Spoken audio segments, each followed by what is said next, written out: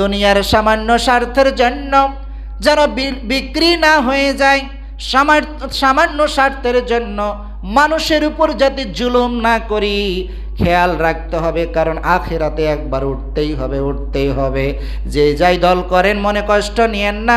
মুসলমান হিসাবে, ইমানদার হিসাবে আমাদের কি করণীয় উচিত? আপনাদের সাথে আমার ব্যক্তিগত কোনো ঝামেলা নেই, ব্যক্তিগত কোনো সংঘর্ষ নেই।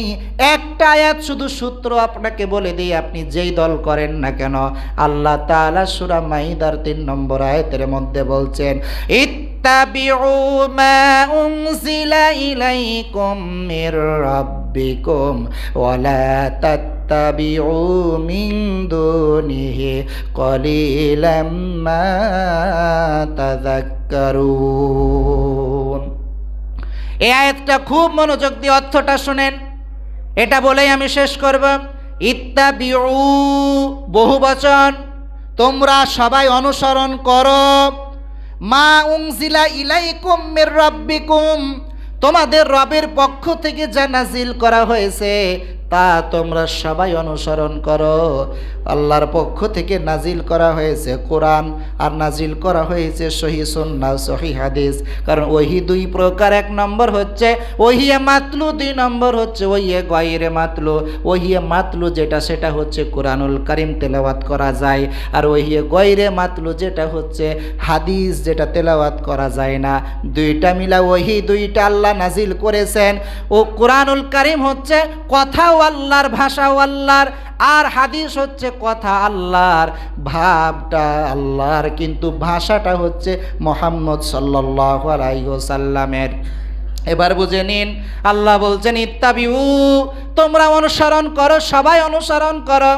মা উনজিলা ইলাইকুম মির রাব্বিকুম, তোমাদের রবের পক্ষ থেকে যা নাজিল করা হয়েছে তা তোমরা অনুসরণ করো। পরের কথা মনোযোগ দিয়ে শুনেন, ওয়ালা, খবরদার, ওয়ালা তাত্তাবিউ, এখানেও বহু বচন, তোমরা সেটা অনুসরণ করো না, খবরদার তোমরা অনুসরণ করো না। মিন দুনিহি আউলিয়া, আল্লাহ এবং রাসূল যা দিয়েছেন এর বাইরে তোমরা অনুসরণ করো না। কোনো বন্ধু বান্ধব, পীর দরবেশ, বাবা, নেতা নেত্রী যা হোক না কেন তোমরা সেটা অনুসরণ করো না।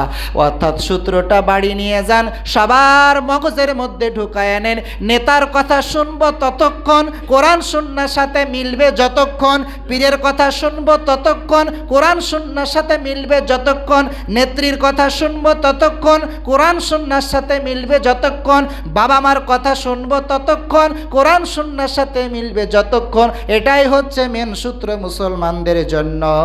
যেটা কোরআন সুন্নাহর বিদ্বেষী হয়ে যায়, সেই যেই হোক না কেন পৃথিবীর 1 নম্বর ক্ষমতাধর হলো একজন মুসলমান, কখনো সেখানে মাথা নত করবে না। আল্লাহ সুবহানাহু ওয়া তাআলা আমাদের বুঝার তৌফিক দান করুন। আল্লাহুম্মা আমিন।